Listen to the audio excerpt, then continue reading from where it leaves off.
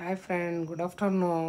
ಇವತ್ತು ಪಾಂಡವಪುರ ಶನಿಮಹಾತ್ಮ ಪ್ರಾಣ ಪ್ರತಿಷ್ಠಾಪನೆ ಮಾಡ್ತಾಯಿದ್ದಾರೆ ಫ್ರೆಂಡ್. ಶನಿಮಹಾತ್ಮ ದೇವಸ್ಥಾನದಲ್ಲಿ ವಿಜಯ ಕಾಲೇಜ್ ಹತ್ರ ಅನ್ನ ಸಂತರ್ಪಣೆ ನಡೀತಿದೆ.